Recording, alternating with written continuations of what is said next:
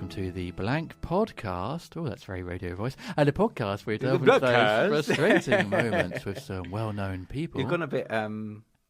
It's a bit jazz club. Yeah. Nice. I just thought I'd try something different this week. I don't think it's working. No, I'm not convinced by it. Sorry.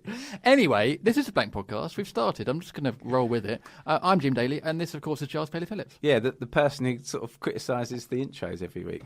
Apologies, Jim. It's fine. You're just keeping me on the straight and narrow. Yeah. That was a bit too jazz club. Yeah. Hi, and welcome to the... I've always thought I could have my own radio show, but now hearing that intro You could have back, your own radio show, but not if you talk like that. But I haven't got a radio voice.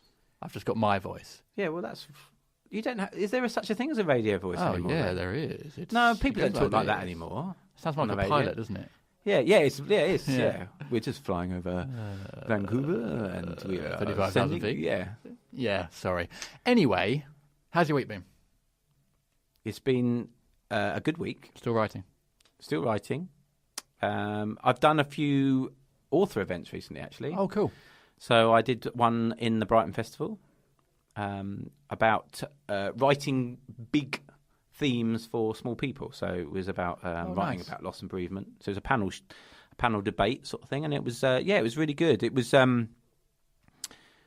it was hard at times because it was quite emotional. People talking about loss and grief and writing them. So yeah, but it was it was really lovely to be asked to do it, and so yeah, I really enjoyed that.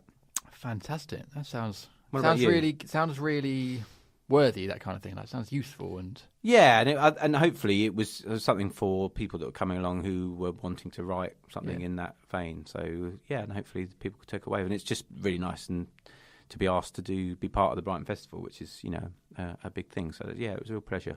Good stuff. Cool. I'm unemployed, so let's move on to this week's guest, which is the brilliant, second person from League of Gentlemen. Yeah, we're trying. Second person from Bretton Hall. Yeah. So we are getting some little clubs together. It is, of course, Reece Shearsmith. Brilliant Reece Shearsmith, who is a fantastic actor, writer, comedian, an all-round nice person. Really nice person. Yeah. Really enjoyed spending an hour in his time. And we cover so many subjects, actually, in this hour. And actually, we go into some areas we haven't done with other people before. Specifically kind of shyness and sort of... social anxiety. But breaking through it when you're a performer, which is really interesting. And I think actually something that we all can relate to on varying degrees. Absolutely, yeah, definitely. And it was really good of Reece to be honest about those things, I think he probably agreed that, it probably wasn't the easiest thing to come and sit and talk to us for a couple of hours, to do the podcast, because I sometimes get a bit nervous when we're meeting new people. Yeah. So yeah, I think probably Reece felt the same way. Yeah, he stayed. It went all right. Yeah, so we really appreciate Reece coming down, and he's just such a lovely guy. Really, really nice guy, and I think we're just going to roll straight into it. So this is Reece Shearsmith on the Blank Podcast.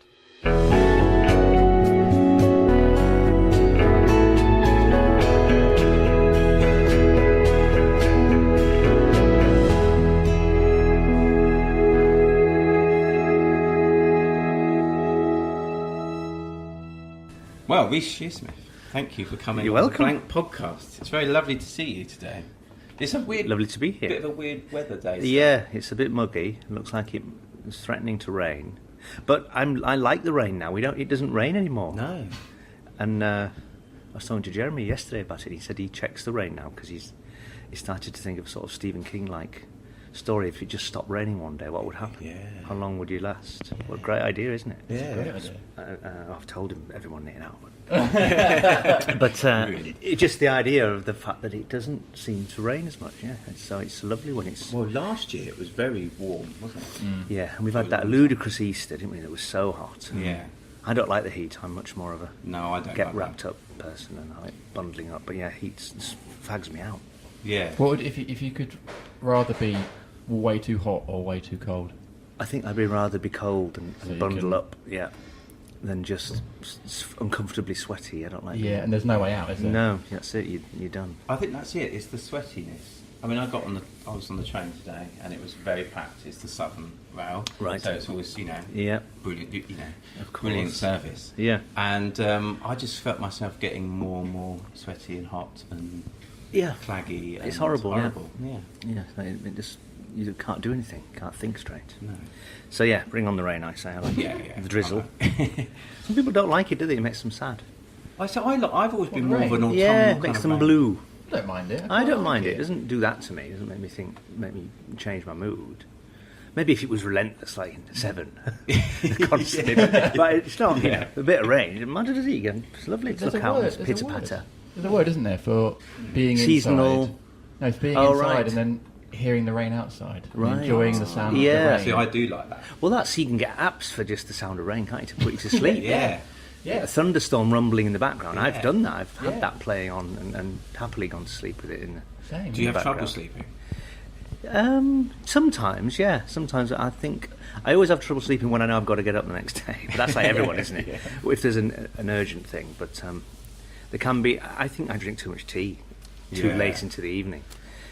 And I always think it doesn't really. That doesn't affect me like everyone says it does, but it clearly does because the experiments when I've not and stopped drinking at about 6, I've had a really nice night's sleep. It is that there is a link, but not particularly bad trouble sleeping. I don't dream. Don't you? I don't seem to dream. No, I mean I must dream because I think you go mad if you don't. Yeah. But I never remember my dreams. Okay. Isn't that funny? Yeah, I've always thought I wish I did. I wish I could wake up and write down all these amazing. Because people tell me that. Often that they've had these incredible dreams. I think, well, I can't ever remember a single thing when I wake That up. does feel like you're missing out. Because I go through stages of dreaming, so it might be a week and I dream every night and Right. I won't dream for several months. Really? And you're very vivid, remember them? Yeah. See, I don't have it at all. It's rubbish, isn't it? Well, a lot of creative people sometimes dream ideas that become projects or become. I know, I wish I did. Ran out in real life, yeah. Yeah, I don't think I ever dream ideas. It tends to be like having a tooth extracted, or that's supposed to be something to do with money, isn't it? All these like ideas. Yes, yeah, about So what I they think- mean. yeah. Insecure, all your teeth are loose and it means Yeah. you're insecure about something and Yeah. stuff, yeah. Or if you're running away from something. They're generally quite negative things, I think. So whatever you're dreaming, you could be dreaming about. Yeah, you Happiest idyllic rainbow. And Yeah, why can't it be that if your teeth are loose, it means that you're free and you feel you're very, unencumbered by any restraint? Yeah, well, you don't need teeth. Yeah, don't need teeth. You want to be a baby again, or really old. Yeah.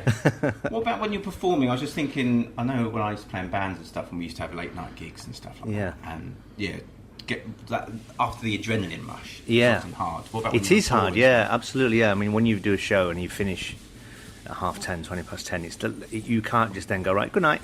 Yeah. You do feel like you're awake and your day is topsy turvy to everyone else's, but the danger then is you deserve a big meal and you go and eat, and that's you've got to be really careful. I mean, we didn't on the last tour we did, the league tour.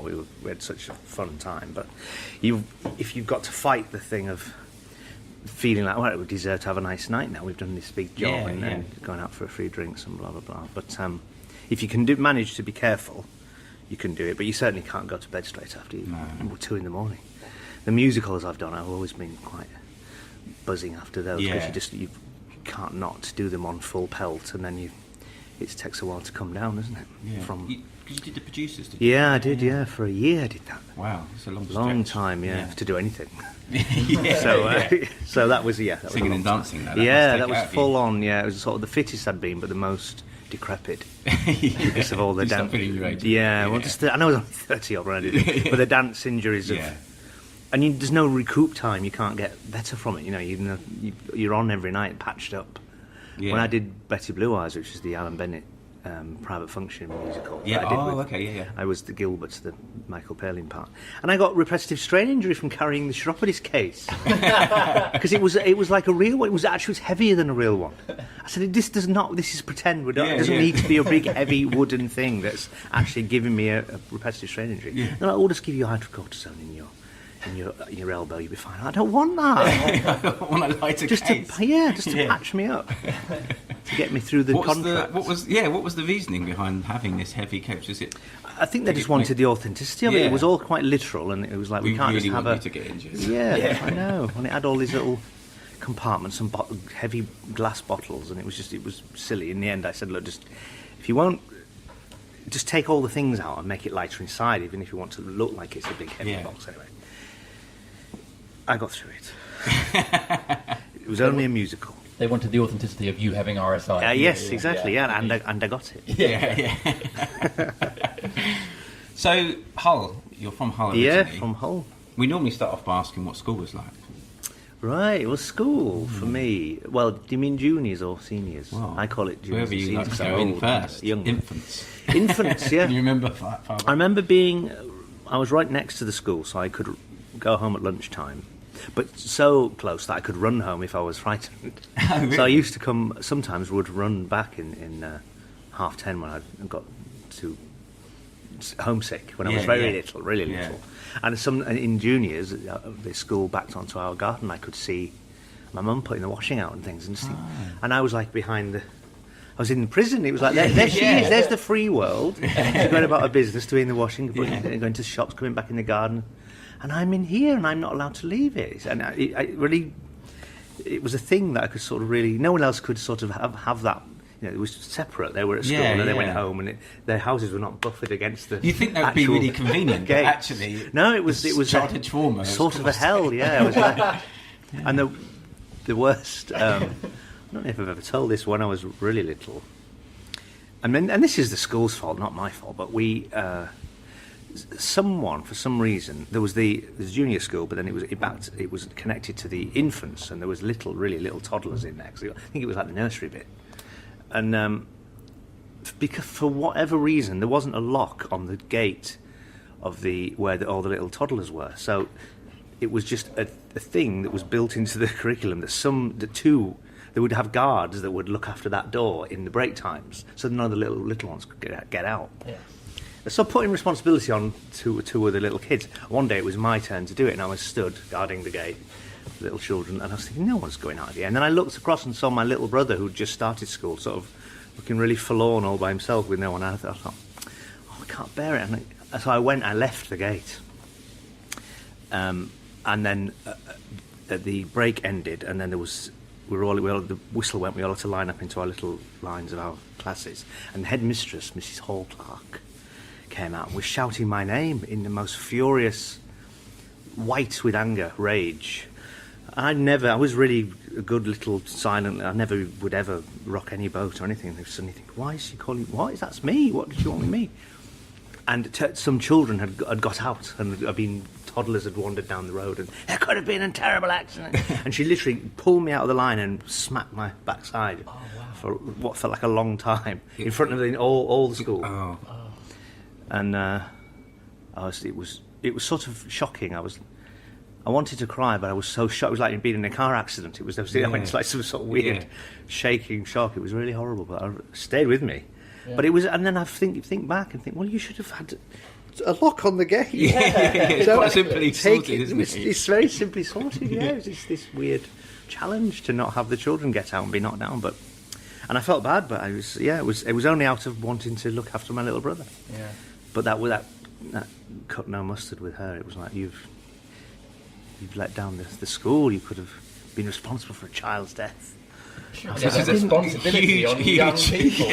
I know, yeah. Huge weight to bear. It was, yeah. And it was just it always stayed with me because I thought that's not fair. I'm a good little child. I remember one time in French trying to be naughty and joining in with the sort of known disruptors, and Miss Kemp, who was a nice teacher, she just took me aside at the end and said, "You don't do that." It was just a sort of really sort of like, don't do that. Come on. Yeah, she never even really had to say what she meant. I just knew. I was like, yeah, you're right. Yeah, okay. I just realised, that's not for me. I'm the gate loosener boy. Yeah, I heard. Yeah, I get people killed. My reputation precedes me. So so I was never really a disruptive or naughty. So you kind of kept yourself to yourself. I was quite low key. I wasn't. I think I was slightly wryly funny, and people might. If they ever got to know me, I think I was like the geeky one, just the quiet one. I didn't have any friends. I had friends, but they were like-minded. They were just like into horror and quite the children that would shut the curtains and read the Edgar Allan Poe rather than go out. Oh, that was maybe just me. But I was not a sporty child at all. Didn't do it. No. I would always try and get out of being in the school. Although weirdly, I'd say that when I was in my junior school, I was really fast. I could do the athletic-y things like high jump and the 100 metres. Because I was asthmatic as well. I had an inhaler, as classic. and but the 100 metres was all right. I could do it without, because it was a short burst. Yeah. And I was fast, and I remember going to the Eastern District's whole sports day and representing the school. I don't know if I won. I maybe came second or third, but yeah, it was good because that was an unusual facet, because it was like this person does no sport, so I could suddenly do this thing. I was quite good at high jump as well, weirdly. I couldn't do it now. It's Can't funny, walk up steps now. But I wasn't particularly academic at school, and sport, like running, like say, running athletics, I wasn't very good at other sports. Yeah. But running athletics was something that I was okay. Oh, right, really? And similar thing. Yeah, and it was kind of like I became accepted. So like sports day, for example, I was like, I was kind of put on a pedestal to a certain extent. Yeah. And it felt really kind of, I don't know, very important. And I do remember thinking at the time, like, there was like some currency to it suddenly. It's like, I'm allowed now, to be in the, don't be have to part be of that it. Quiet kind of, that's funny, obscure kind of like not particularly bright kind of kid that sits in the corner. Yeah, I know, it's funny. I mean, I didn't. I don't know how it came about that I knew I was even good at that, but that and the relay race we used to hand the baton was quite, because that again was another short little step. But apart from that, not really. Quite uneventful school, and at college was the same. I was quite quiet in the first and second years, and I just quietly getting on with it. I didn't really try to cause I'm quite shy, really, and I've always been quite. Don't like to put the spotlight on. I would always deflect it. Yeah. And be happy with not having the pressure of any sort of expectation. If you don't look at me, I can't do it. I can't do it wrong. But and acting-wise, that was the first foray of that was in infants. The very first part I ever played was a monk in I think it was like a panto. I don't know what it was. I was panto, but I played Saint Boniface. I don't know what he is. I think he's the patron saint of animals or something. Someone will look up what it is, but. And I've got pictures of me like smiling beatifically behind these cut-out trees in a cowl. It's quite sinister, actually. It sounds. It was this weird Pied Piper type character. It was meant to be a nice thing, but even then I was injecting it with making it a little bit darker. What was the pantomime? I can't remember. It was one bit of a pantomime. It was that, and there was I think it might have been. It was like a mixture of the Nutcracker and the Matchstick Girl, and it was all very bit odd, Anna's Christine Anderson, quite dark in its own way.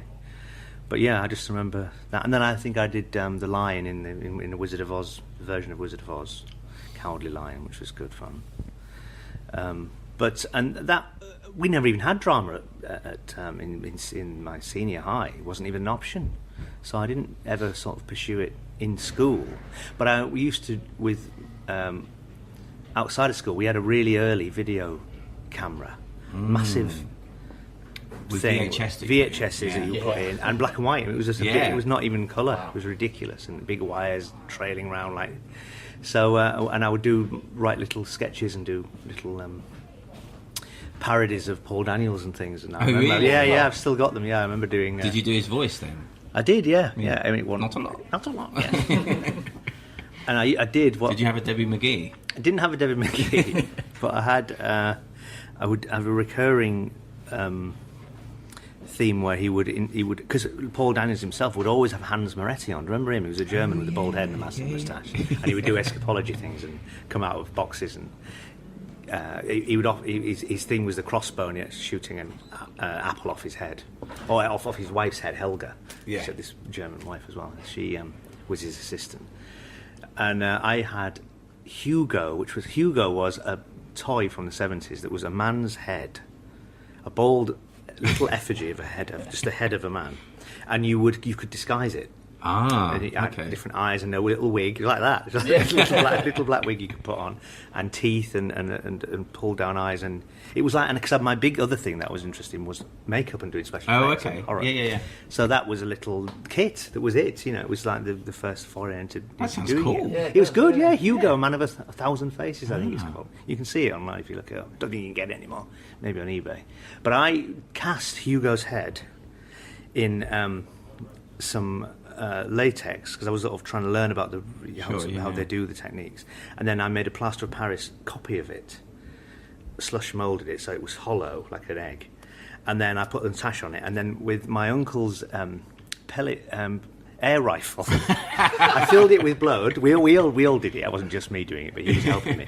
How old you this? It must have been about 10. Okay. Filled it with beetroot and jam and blood, and then I had my Paul Daniels box with a little cutout like a Gilliam mouth speaking. Now then, on my show we have once again Hans Moretti doing a famous bullet catch. They cut to the little pot head, and then the space exploded. Oh dear! Oh, it's gone wrong. It's gone wrong. So those were the kind of things I was doing when I was little. Yeah, it's good fun. I think you must have it somewhere still. So did you? I really want to watch it. Yeah, I'd like to find it. Did you destroy your Hugo then? No, Hugo was all right. He did get a little bit of a mess after the latex had gone on it. Yeah, it was sort of like it became doing the Hans Moretti head. It became more important than the Hugo head, so I forfeited the plastic head. But it was good. It was good fun. So even that kind of age, you were creating something slightly darker. Yeah, I guess so. I mean, I found it was just. Yeah, I mean, I don't know why, but that really tickled me. That I remember the ear came off first, and all the blood was pouring out the ear, and then another gunshot, and it all exploded. So it worked very well. But I mean, I guess I was interested in horror anyway, and watched horror films. I mean, not too gory. It was all the ones that were on like Hammer, BBC Two, and you'd get your Hammer double bill, wouldn't you? Well, your late night horror double bill with a Universal and then a Hammer. Yeah. And I would be watching those at 11, 12, 13, 14, and had my Usborne book of ghosts and monsters and UFOs, and the supernatural was all the stuff that I was really drawn to and just endlessly fascinated by, and still am. I think as I've got older, I've retreated back into seeking out all those things that gave me such comfort. I think I'm trying to find and feel the same thing I felt when I was little again now. So I'm just surrounded. I'm an adult baby man. I don't know what I am. But it's great to just pursue. I mean, we were talking about with Jeremy the other day about how our magic as well as Bloom's and our interest in magic and illusion, that's huge now for both of us, probably more than when we were little, but it's really we've kept it alive and sort of returned to it as adults too. And I think it must be something to do with feeling like you're getting that feeling again of when you were of just no responsibility. This was just your thing, and you enjoyed doing it. So I think it's just a sort of. And if you're drawn to other people that are into it as well. Yeah, of course. Yeah, absolutely. Yeah, I mean that was the thing that me and Jeremy bonded over really when we first met via Mark. He was interested in magic, and I think we went to see a magic show in Edinburgh. I can't remember now. But yeah, so it's lovely when you meet people that you think, God, you're the same. You have to say, I'm not weird. You know all these references, and that's a lovely thing, isn't it? When you find that, it's hard. Not everyone finds that. I think you're very lucky when you find someone that you sort of really connect with. And I guess you did when you eventually went to Bretton Hall. Well, Jeremy was in Leeds, but Mark and Steve were in the year above me, and they were sort of like these. They were already their own superstars because they were putting on their own shows and sketches and doing what. I was looking at them thinking, God, this is because Bretton was when we were there. It was sort of. I think it got better when we left, but when we were there, we sort of left to our own devices, and that in a weird way was good for us because we were able to. It allowed us just to do our own sketches and write and put little things on in the bar, and because Bretton Hall itself is the only dry village in West Yorkshire. It's no pub. Oh right, that's true. Yeah, because you've got a connection with Bretton Hall. Well, my wife went to Bretton Hall as well. Oh right. Yeah. Well, the KB, the bar that was of the university, was the only place you could get drinks. Wow. And you couldn't get off it after about 5:30 at night. There was no buses off it into Bretton, into Wakefield. So you were stuck.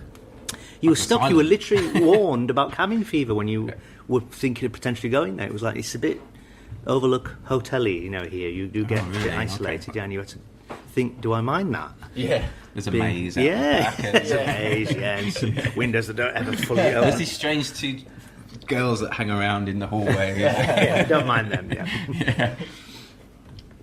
So yes, it was an odd place, but very fruitful because it left us to just do our own thing and put our little sketches on. But really, it didn't really begin to happen for us as a team until we'd all sort of left Bretton and had a bit of life experience. I think that was the other good thing about what happened to us. We didn't immediately. We used to look on quite sadly at people that never, these sort of ghosts of people that they get to the end of the uni days, but they don't leave the area. They're still hanging around like ghosts of you should now be moving on now. Don't be still sort of hanging around like older students that never left. Yeah. Hamlet's father just roaming the balcony. So we did, and I think that was good because it meant that we had a bit of life experience, and we all went off, tried to be actors individually, and it felt like we'd gone into the real world for a bit, not just hung around trying to perpetuate the time of when you're a student. Still, you get out, you get past that, and then what? So we did that, and we went, and I did little bits in. I did a bit in London's Burning. I did some theatre and education, a lot of telesales, and but nothing really until we had our thing when we came back together to do. And what do you the think? league. What kind of was the catalyst for that happening? It was because I think Mark. I was in contact with Mark a lot because he used to come and stay in the flat I was in London, because he lived in Bristol for a while. Mark, he wasn't in London based, and Steve had already got his own theatre company and was doing his own sort of plays with Gordon Anderson, who was also now a TV director, and Catherine Tain, lots of other things. And he was the one that suggested that we do some sketches together, the three of us, and four of us actually, because Jeremy acted as well originally. And he had a place. He'd been directing stuff on the Fringe in London, and there was one season where it was going to be a set of plays that had all done quite well that year, and it was like a season of all these quite successful Fringe plays. And he had a gap, he had an hour's gap, because he couldn't fill it with as many plays as he thought. And he said, do you want to, in this hour, do you want to create a show that you could just do it? Because we've got the space. I think it was at Edgware Road in the Cockpit Theatre, I think it was. It's not there now. And we had some sketches that we'd written, some of them based on my experiences on the Doe Pauline sketch, and Mark did a PE teacher, and they were all quite dark, funny things. And we put it together. And the thing that I think made the league, made people sit up about the league, it wasn't particularly the material even, it was just it was the rigour with which we executed the actual sketches. It was really important to us that it wasn't ropey. It wasn't rocket science what we did, but we just made it really slick and drilled it, and had the wherewithal to think, right, you can't have a tinkling piano and the curtain flapping between each sketch and it all sagging. We wanted to be really military in the bam bam bam. So you're like watching a very quick fire sketch show that just didn't have any fat in it. And it felt like we'd rehearsed it. It was just theatrical. We'd come from acting background, so that mattered to us, that it was a full night of theatre in a way. That bigger picture was important. So I think that was why in Edinburgh it set itself apart, because they were pretty ropey, the sketch shows you would go and see, and it wasn't only in '96 when we first went. It was the stand-up was the king of the comedy. So we were a bit old-fashioned with our tuxedos and that, but that was meant to be ironic, to get sort of people think it would be an Oxbridge type thing. And it was this quite dark stuff by these northern fellows, which was a weird thing. We used to get annoyed by the north-south thing, because they used to go, 4 northern lads have come up to watch it. It's like, why you wouldn't say 4 southern lads? Yeah, exactly. Yeah. It's very strange. We never really understood it. Yeah, but anyway, so we did that, and it was like they appreciated the rehearsal, I think, and the sketches were funny, I think. And that show that we first did in Edinburgh was based on all our best bits of these shows we've been doing in London, because we booked this place in Maida Vale, the Canal Cafe, and we just booked every Monday night, and not knowing whether we'd even have a show ready. And just wrote and rehearsed and changed every week for as long as we just slowly honing it, and also telling us a narrative with. Slowly what emerged was that if you came one week and Pauline was doing this, the next week we'd think you'd been before, so you'd know her, and now she's doing something different. So it was a sort of mini gestation of the narratives of the characters and their stories, and not quite doing the same thing every week. And then we sort of picked the best bits of best shows, the best sketches of those long run, and that became our Edinburgh. And then we. And did you find you started to get a following, like you're saying, you sort of changing it a little bit? Yes, people did come. I mean, we had people that were our friends that were coming a lot, and I remember one miserable sort of February, trudging there in Jeremy's Mini, and I said, Jeremy, what are we doing? No, every single person in the audience has seen it already. They're only coming out of kindness, and he was like, no, we must not stop, he said. And it was a sort of I mean, the good thing about it now, and I think it's a good thing, is it wasn't a cynical. I didn't know what we thought we were doing, but all I knew was we couldn't not do it once we'd started doing it. It was like there was the tantalising idea that industry people might see it, but that wasn't like, well, what you do is you get a sketch show and then you get that gets successful and then you all get taken away and you all have your own careers. Like as if there was never a plan to it. No. Other than just it was fun and we really enjoyed it and people seemed to be saying it was good and we wanted to do it, and it was all every step of the way, going to Edinburgh, then getting the Radio 4 commission, which was in '96. It wasn't after the Perrier, it was the first year we went. And then there was like a bi-media thing where you would get a TV series if you had a radio series then, extraordinarily. So we knew we would have a TV series, and it was all great. It was just like, oh, good, really, have we? And it was quite an innocent little baby steps toward suddenly finding ourselves at the other end of 10 years, having done 3 series and 2 live shows and a film. But I guess that's what you have to have business plans these days, obviously. Yes. But if you're not doing it because you want to, if you're doing it out of a sense of duty, then you've lost that thing that makes you do it and makes you good at it. Absolutely, yes. There wasn't. I think you are certainly onto. It'd be a different thing to think cynically about, right, well, what the model is. Yeah, exactly. And we just couldn't sort of not do it. We were just doing it very impulsively and instinctively, and just had that youthful energy to want to do it. I think we look back now and we were good because we were like Jeremy says, we were like pebbles in a bag. We were rubbing off on each other and using and all vying to be good, better than the other people. We made each other better, and it was just that. And when it was always good fun. People often say, "Oh, do you row? Did you ever have arguments?" But we never did because it was going well. It always went all right. I think if it was a struggle, we would start to fall out, and it would be like, "What the fuck are we doing?" Yeah. But it never didn't really happen because it was always a joy to do, and so much so that when we came back to do it in nearly 20 years later, a couple of years ago, when we did our specials, it was like we'd never been away. It was like, well, I saw you. The adage of "you'll never leave" is quite right. Yeah. Well, I saw you guys in Brighton on the tour. Oh, right, did you? Yeah. And you could see the joy in your face. Yes. Performing. Oh, well, good. That's good. Yeah, and it really did. Genuinely was. I was happy that wasn't a pretend thing. We weren't. It was so much fun to do it, and there was such. You couldn't not be infected by the love in the room for this creation that people have kept alive in our absence for nearly 20 years. It was a thrill to think. They seemed so pleased to see them again. Yeah.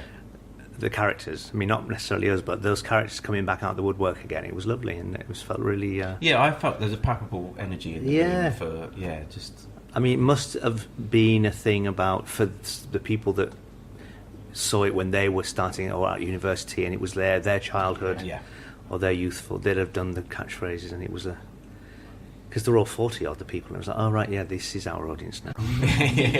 40, 50, and I am one, and you're one, and it's like, well, yes, this is what it is. We were an older. We're a thing from the 90s.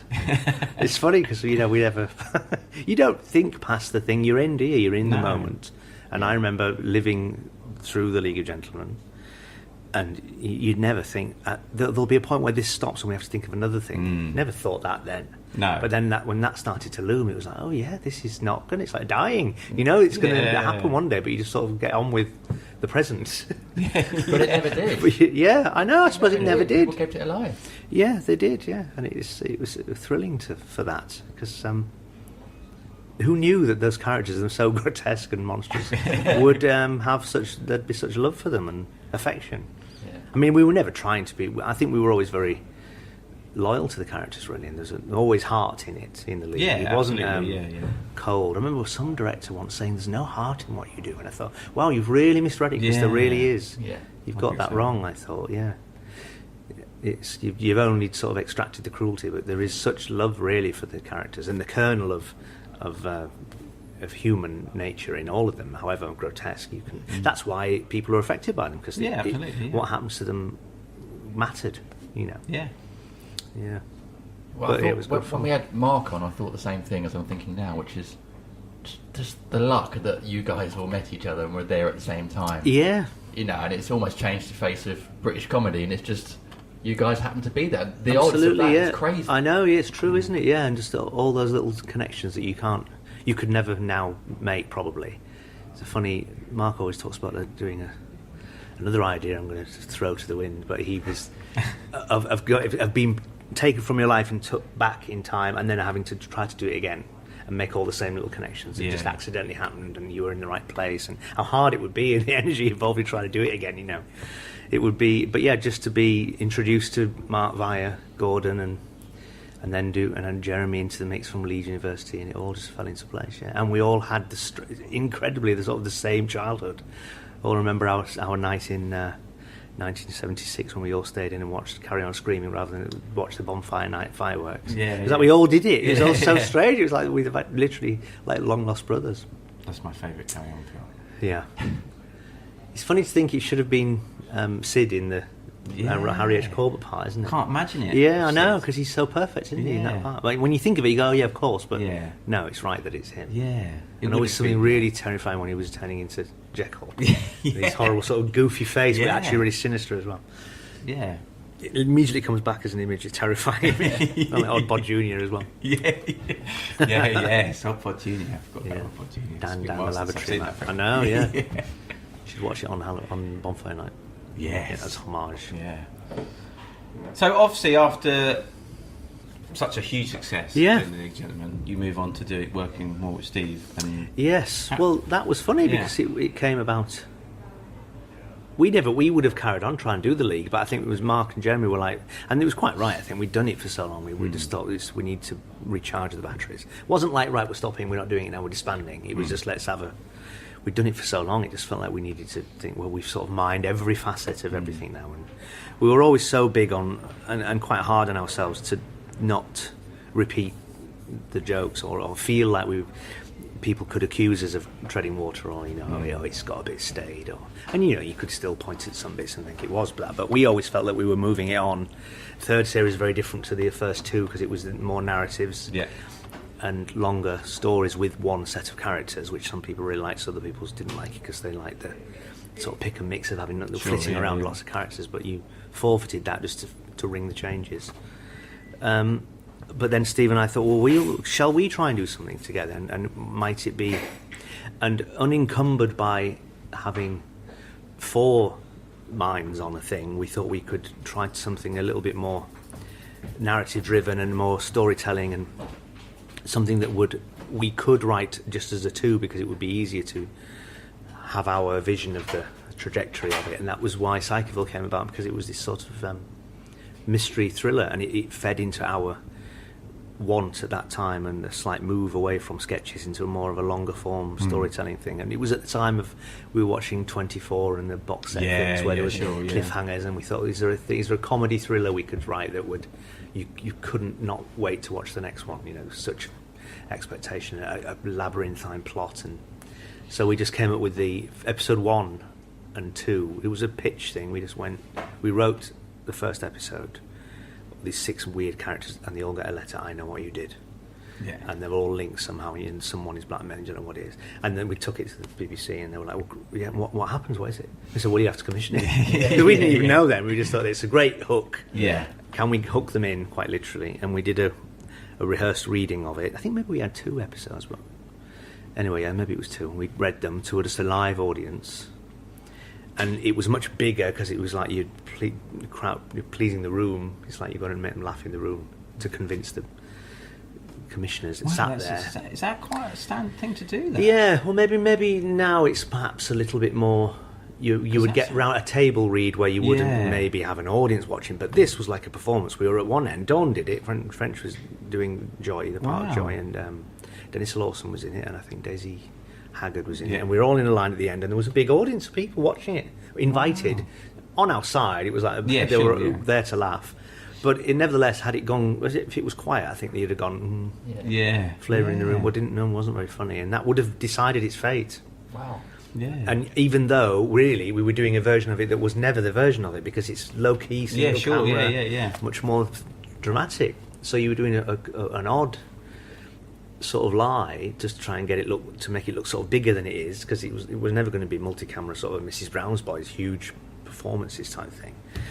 But anyway, happily they commissioned it, and we did. And I guess series. also you aware that you didn't want it to be another League of Gentlemen. Yes, I mean that, and again, looming over everything is the terror of your second album, and what do you do? And we haven't got those two now. And if it flops, is it right? Well, that's because they haven't got those two with them, and all those things that you just fear that.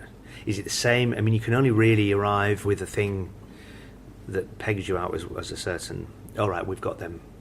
They're dark comedy. They do that. So people then you're written off a little bit then because people expect it of you. So we thought, is it just going to be more of the same? But I think it did. It was good. I think people really responded to it and liked it. Yeah, it was great. And people were hooked in, and it was quite. It was League, but not League. It was coming. The irony of Psychoville was, I think, in Japan or somewhere. I can't remember. It was some territory that the translation for League of Gentlemen was Psychoville. Oh, really? Yeah, so that's why we called Psychoville because it was like the League again, but a different version. Yeah. So that was why we called it Psychoville. Yeah. And so we did 2 series of that and a Halloween special. What was Psychoville called in?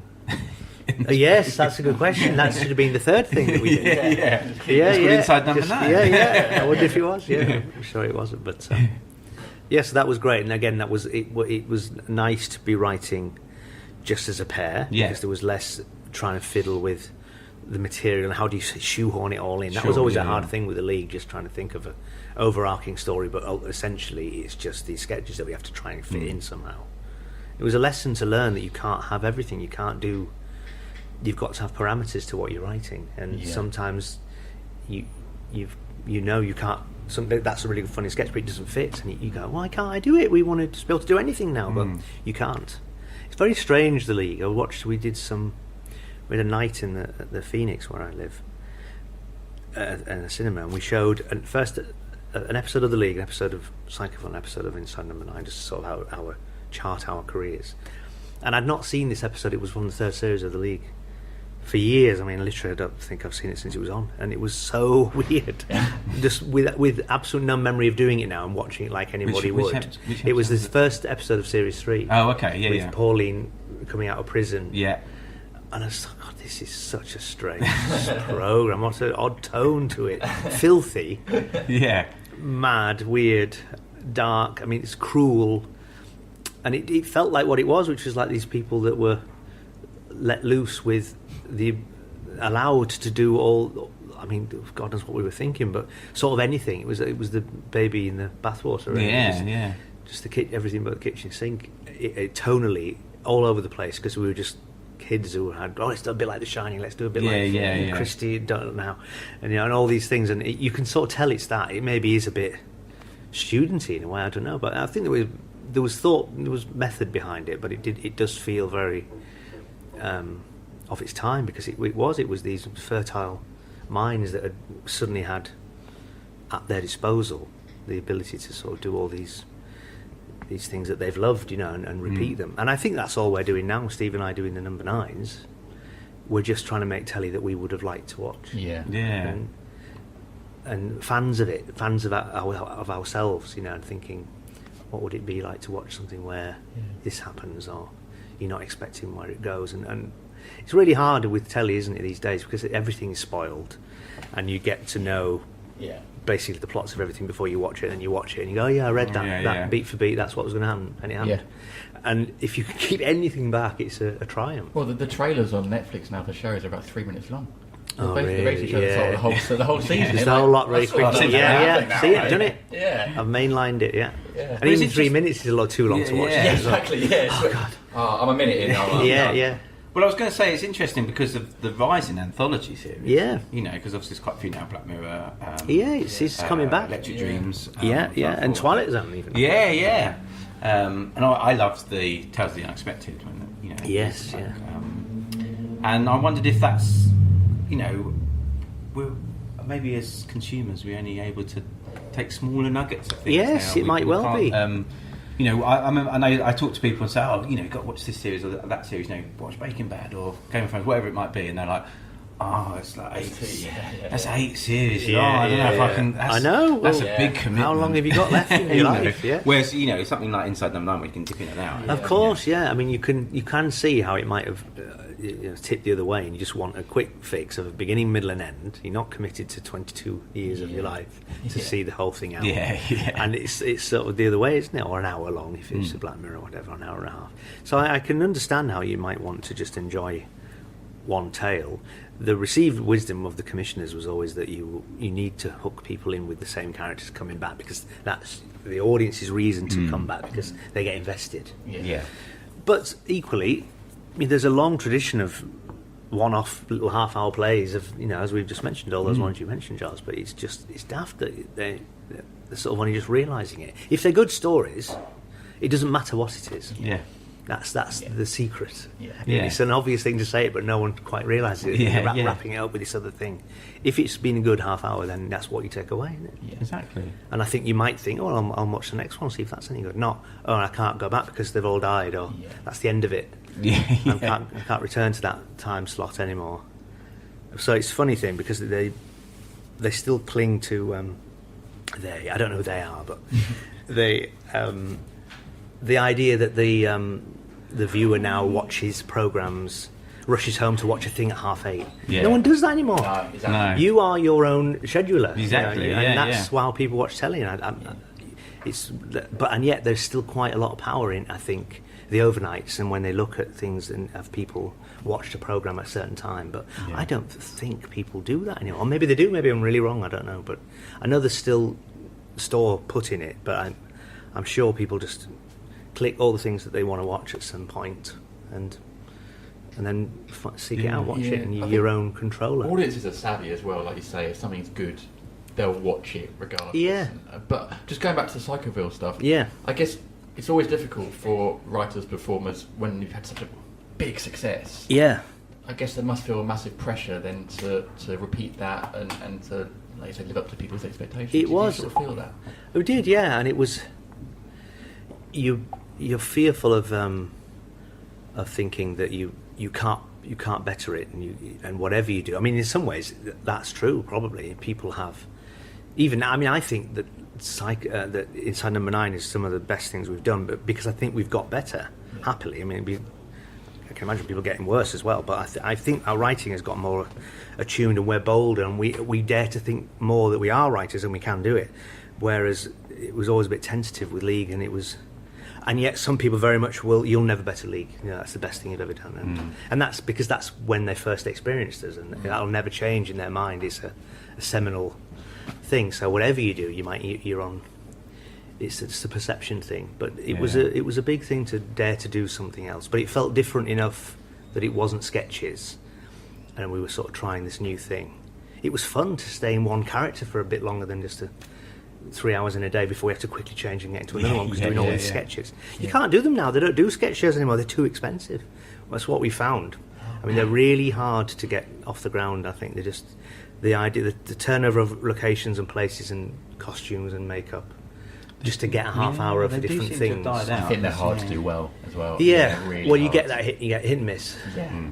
Because You set the bar too high. Yeah, well, I don't know. People would say that we were missed as well. Some people just didn't get it, but it was always a strong flavour, as we used to say, and I think, and that was good. I liked that about it because it was very sure of itself. You could not like it, but you couldn't sort of deny it was so.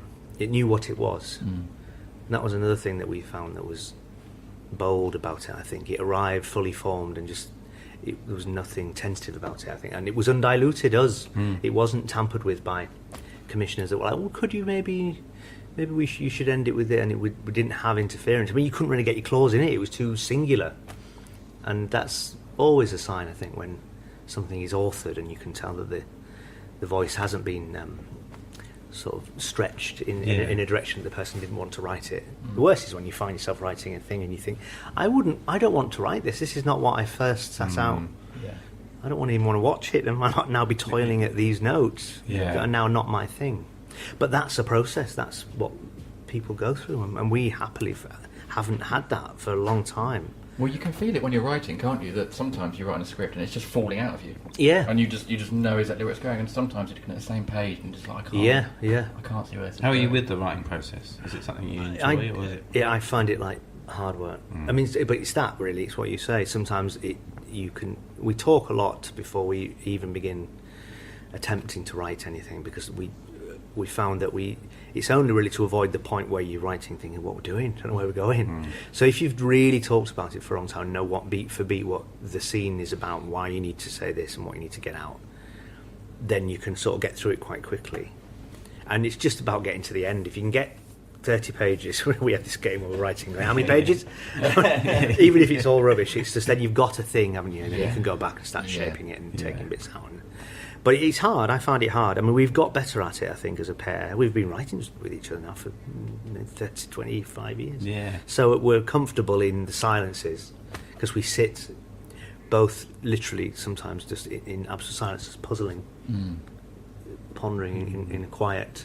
And it's not uncomfortable, like, oh, we've got to say something because the other one's going to be thinking. We are happy with just to mull in each other's company, but not really row, but we do interrogate it a lot, you know, and especially with the number nines, because they're such puzzles and riddles in themselves, and it's a lot of talking before we even think, has that got legs? Could that be a number nine? You know, could that be a story? Could that go anywhere? And are there places you won't go? Like, you know, there's always this thing about, you know, where crossing comedy the line. crosses the line a little bit. I don't know. I think we've always been, I mean, you know, when we did that one, the first episode ever of number 9, the sardines one, we were all in the wardrobe, and it was quite a funny idea. Initially, all it was let's do one where you're in the wardrobe, you're playing sardines, and it's just one character every 5 minutes will join, and that would be quite a funny scenario to watch. End up with 13 people, and they've all got little quibbles and stories, and you could get lots of laughs. One of them smells.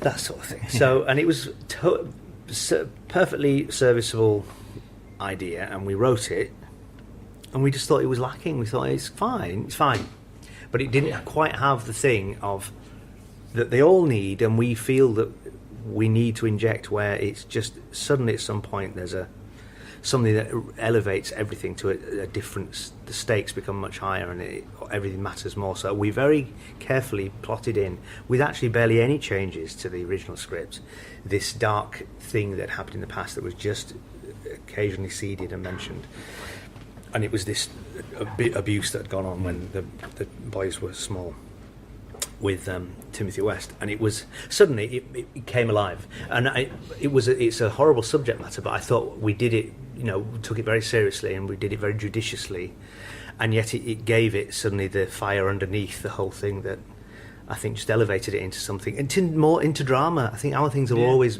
edging toward the dramatic, and we do stuff in our comedy that's really harrowing sometimes, and sort of wins you because you're not expecting it. You get up to watch a comedy, and then suddenly you've got this. You enter into something that makes you cry, and you're really surprised because you didn't expect that we would do that. And that's feeling alive watching a thing, isn't it? That rarely happens. So that's why we do it. That's why you guys are so good, though, because that is a real skill to do that. Well, hopefully we can do it. Yes, and I guess, and that is when we feel we've been successful, or it's caught fire for us, when it is you're skirting that line where it's not just silly and funny, which is fine, there's nothing wrong with that, and it's really hard to do. Oftentimes the last thing that we think about, or the thing that has to be injected at the end, is, and after all that, all the plot, why is it apparently funny? What's the funny thing about this? Because it's easy really to do all the drama and the beats and the nuts and bolts of what he is just telling, but then but what's the funny thing? Who are the characters? Why are they funny? Is there a laugh in it? And increasingly, sometimes we think, well, does it matter? And of course, and we've done some, and we thought, well, maybe it doesn't matter. Maybe if it's really good, and we're happy with it. And there are some where we think, actually, it's low on laughs, but we're really happy with it because it just feels like a great episode. But again, it comes back to that, if it's good. I think it won't matter. I mean, there's that one that Steve was brilliant in when he did I wanted to do a Fritzl type one where someone keeping, and that was quite a harrowing watch, really, even just for the awfulness of that failing marriage, scenes of a marriage. There's some dark moments. And you know, you could go, well, that's just not funny enough. You need some joke, but then we didn't mind because we just thought you're sort of gripped. the thing that unlocked that was, we always have this phrase, what do you think you're watching? Yeah. Because you've got to know what the audience, you want the audience to go, oh right, yeah, I get what this is. Yeah. So as soon as we hit on the idea of the marriage vow cards coming up, it was like, all right, people will just think we're exploring this failing marriage via the vows, and that was fine. That we had a structure that looked like that's what the audience thought they were watching, and then then it was an exercise in how long can you keep back that he's got the cleaning lady downstairs locked in the room, and that was and we wanted to do that at the end. Originally the script it happened at the very end. You'd got to feel really sorry for him the entire time, and then the final thing, the twist was the end, the very end, and he unlocked and he saw it, and he went like, "What? Oh my god!" But we just thought there's also something great about knowing for a time that everything's flipped and who he is and what he is, and playing with the audience, then watching him through a very different and actually prism. Gets just desserts. Yes, and we had him the tables turn with the boy. So it's a lovely thing to be allowed to do the anthology, because it's a rare thing, but it gets harder definitely because of the expectation. Yeah, of course. Yeah, you got to keep ramping it up. Yeah, and how do you keep thinking, well, we've sort of done that already. It feels like we have. But we've managed to do it again. We've just finished Series 5, and it's all in the bag. So what you like with those kind of blank moments then in between work or in between ideas, and what do you kind of do then? I'm quite good at becoming completely lazy and enjoying the time off. And I'm possibly too good at it, but I feel like I can just potter around forever, just looking at my magic books and being at home, never going out. I don't go out much. This is a massive trial for me to meet you here. You're very welcome. No, it's fine. I feel a little bit jittery. So it's and yet I say that, and I can relax and be happy thinking I've got nothing coming, nothing looming, no project. And I think I do start to feel a little bit like, what am I doing? Even that's in the back of my mind, if I'm honest with myself. Because on the one hand, I like to think I could just go on holiday forever, but I am quite fidgety. I think I need to feel like, even if I'm not doing it now, even if I'm doing it in 3 months, I've just got the idea of that thing that is going to start happening again. But I'm being quite quiet and quite shy. I often have my blank moments. Really, I was thinking about this, and when I'm in rooms with people I don't know, and how awkward I feel it sometimes is. I've gone to BBC things and not been able to hold my mouth out of complete. I can't see a way in with anybody in this room. I don't know anybody, and I can't march up to someone and go hello. And I've looked round as if I'm looking for someone and gone home. Really? And without speaking a word to anybody. Wow. Yeah, just out of complete sort of crippled shyness. Yeah, and that's happened a few times at various things, at parties that I've been to. Not that I go to very many parties, but I can easily find myself thinking I can't see a way in. Yeah, I do a bit. Yeah, I do. Yeah, I'm happy just to nod and smile, but not really strike up. I don't want to be the centre of attention, and I find it quite hard to start. I'd be happier just to stand and let someone come up to me and go, oh, how are you? Oh, hello. And then do a conversation. That's fine. But then I think immediately, I must be boring you. Please move on. Go to somebody. That terrible thing where you're talking and they're looking over your shoulder. Go. Please go. I understand. Please leave. Don't worry about it. Yeah. So I don't want to put people out their misery before they even begin speaking to me. I get that as well. Definitely. You're hearing yourself talking. And yes. Well, actually, I'm quite bored by this. Yes, so absolutely. Yeah. As well. That's what I think all the time. Yeah. But that's quite a vulnerable moment, I think. I get that social anxiety as well. Yeah. But then, as an actor, you're playing on vulnerability the whole time. Yeah, I guess so, yeah. I mean, I've had times on stage when I've gone where the lines have gone, and that's scary. I mean, you learn the lines because you can't bear the thought of what would happen if you didn't know it. And sometimes forgetting the lines can be, you know it backward, and yet for some reason there's something happens and you've completely lost your thread. And there's only one time I've had to actually ask. It was in a preview of Absent Friends of the Alan Ayckbourn thing, and I had this big speech, and I just completely lost my thread. It was a preview, so it wasn't even actually opened, but I literally couldn't remember. And I said, I'm really sorry. And I just looked and I said, I've gone wrong, haven't I? Can you just... And they shouted it, and I was back on track again. But it got a big clap, and people don't mind it, but you are mortified for everyone else who's trying to be in it. And you've broken everything. And they're trying to battle on, and it's awful. And it completely colour. It's like a big drop of black ink into the water of the rest of your performance, because that's all you're thinking about. No one else is bothered. There was a time when I think there was a terrible silence and something went wrong, and I was doing the dresser. And I thought, oh, what a shame. It's been absolute ruin for these people that I had in. I never even noticed. So I came out just asking, I'm so sorry. What was it? It's in the first half when it all went wrong and there was the big silence. Oh, no, I didn't notice it. We thought that was one of your best bits. Part of it. Yeah, it was so palpable atmosphere. No, that was because it would all gone wrong.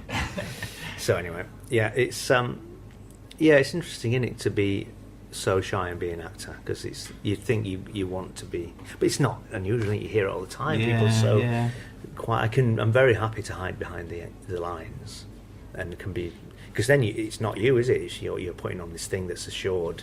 You've learnt the pretend version of the confident person, and you're just this little man in the background behind the curtain. Do not look at the man behind the curtain. Yeah. So when you're in work mode, I guess the shyness peels away a little bit. Yeah, because you're in with people that you're trying to get the best work out of everyone, aren't you? And collaboratively, that's an exciting place to be. I think we thrive on hoping that we know a certain amount of what we do, and then it gets to the point where you presume other people know better than you. So you take the scripts, and then it's like, well, what about it? And the director will say, well, you could do this, and it's like, oh wow, that's instantly you've made it better than it was. And you're hoping that everyone will chip in, and it'll all just get buoyed up to something that was even better than you hoped when you wrote it in a room in Muswell Hill 8 months ago.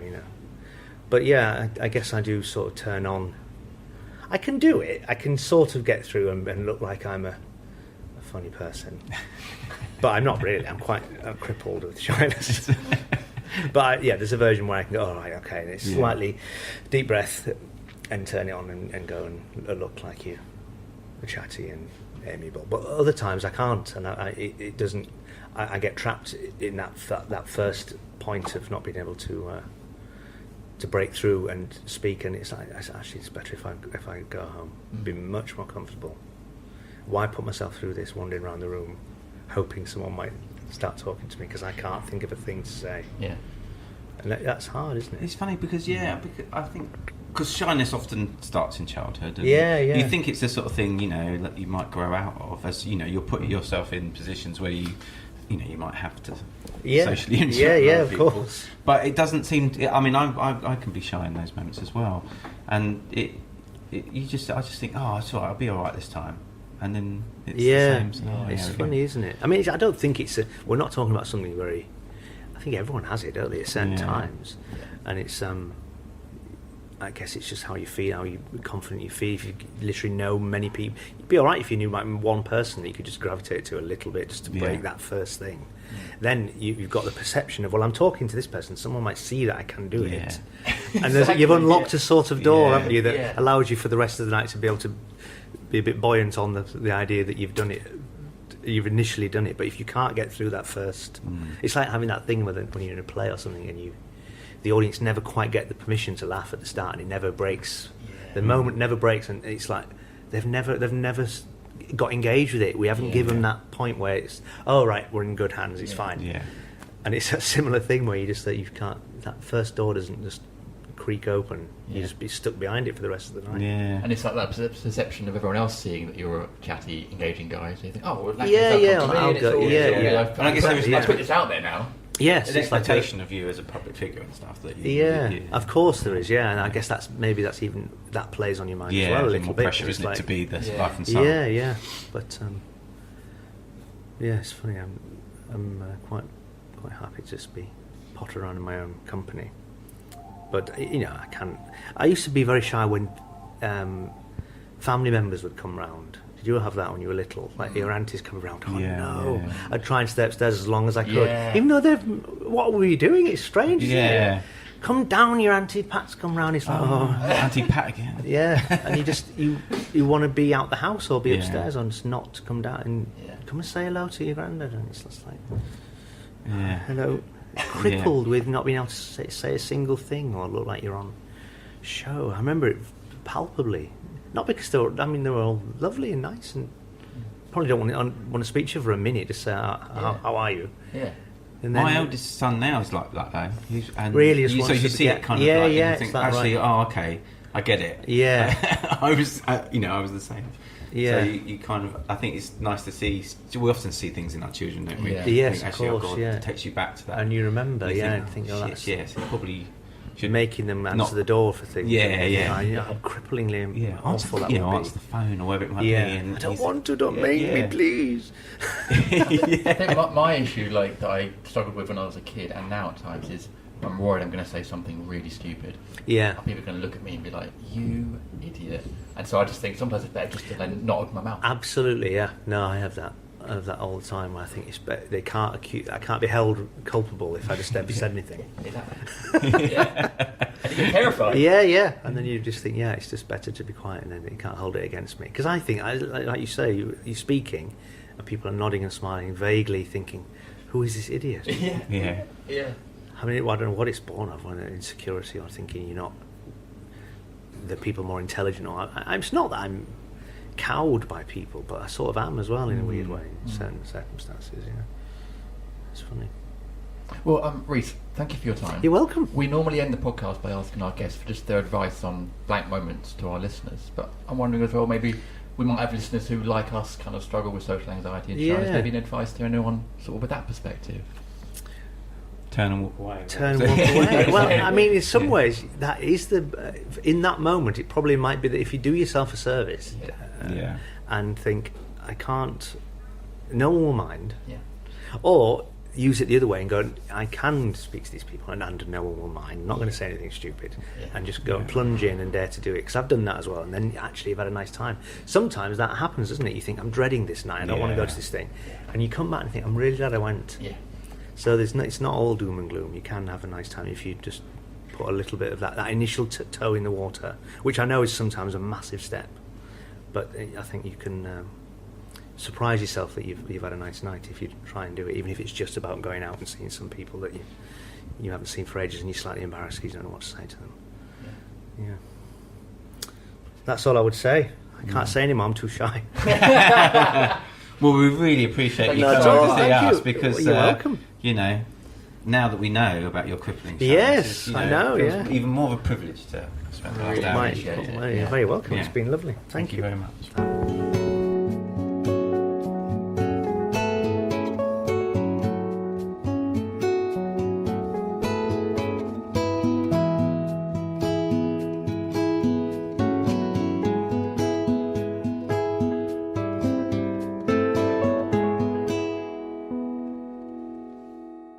Well, that was Reece Shearsmith on the Blank Podcast. It was. What a nice guy. Oh, lovely guy, and I know we were saying earlier, weren't we, that we kind of say the same things on these Tops and Tails, and I'm sure everyone gets very bored of our our meanderings on the beginning and ends of our podcast. But genuinely lovely to spend time with these people, and great to connect with Reece and talk to him about what has been a glittering career, really. You think on about some the impact, huge shows. The impact he's had on, the British comedy scene, not massive. just with the other guys from the league as well, but Psychoville and Inside Number 9.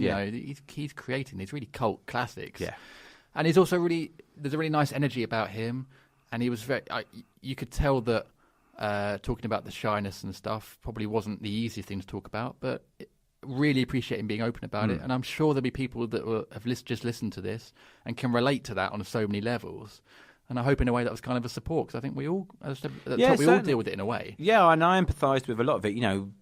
Those times when you are going to a do or it could be just a wedding or a party or something, and you don't know that many people, and trying to make conversation and stuff, or initiating conversation, it's really difficult. And so I really I was really empathised with a lot of what he was saying there. Yeah, me too. So thank you, Reece, so much for joining us on the podcast. And we've got 2 from League of Gentlemen now, so I think we need to, in the next few weeks, try and get another one. Come on, Steve Pemberton. Yeah, come on, Steve. We need you. We need you to complete the trilogy.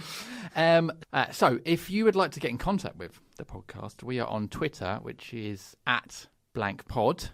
And we get so many tweets. I actually can't keep up with how many we get. So I really, really appreciate everyone that tweets us in. We do read them all, and Giles is very diligent and pretty much replies to all of them as well. So if you do tweet us @blankpod, it will be read. And in fact, I think we've got a couple to read out now. So this one's from Grumpy Old Kenobi. Oh, which okay. I don't suppose is his real name. Hey, it might be. Who might knows? be a she, actually. Yeah, exactly. Could be. Exactly. Yeah. I think by the picture it's a male person. But anyway, this is from Grumpy One Kenobi. Yeah, it's a great name. Yeah, it is. Fantastic podcast. Just listen to the Roshin Connerty episode, which is way back. Number 2. Yeah, so I think I'm finding actually a lot of people are starting to go back through the back catalogue, which is lovely. Yeah. A fascinating insight into stand-up comedy and screenwriting and general approach towards life. Favourite point for me was that it's better to be brave and have a go rather than letting fear hinder your life. So that's one of the great little pearls from Roshin, who was brilliant on that. That has just hit me actually right in the gut, because that's actually very much applies to my life right now. Yeah, that was a good pod. That was a good pod. Yeah. Well, thank you, Grumpy. Yes. Lovely tweet. Yeah, so I got another message here from Stephen Leverdale. Dreadful drive home, made bearable by blank pod. I was transfixed by Ben Bailey Smith's honesty. How do Jim Daly and Giles Pedder Phillips do it? Also, it made me really ambitious to open a swanky watery called the Pretentious Dolphin. Excellent. What a lovely tweet. Yeah, thanks, Stephen, Ben's pod was excellent as well. Yeah, he was so good. Yeah, lovely. And how do we do it? We just turn up. Yeah, it's we don't luck do a rather than lot. judgment, I think. You do a lot of admin. I literally just turn up. You're a vital cog in this wheel, Jim Daly. I'm glad people. I'm loving all these tweets. I'm glad people are enjoying the pod. So thank you. Twitter is @blankpod, and also if you're on Instagram or you're on Facebook, we're also on there as well, and it's also @blankpod. And also you can email us as well if you want to get in contact with a slightly longer message. And our email is theblankpodcast2018@gmail.com. Lovely stuff. Cool. And that's it for this week. So we'll be back next week with another guest on the Blank Podcast. Giles, have a great week. And you, Jim. Thanks, mate. And you as well. And we will see you again soon. Goodbye.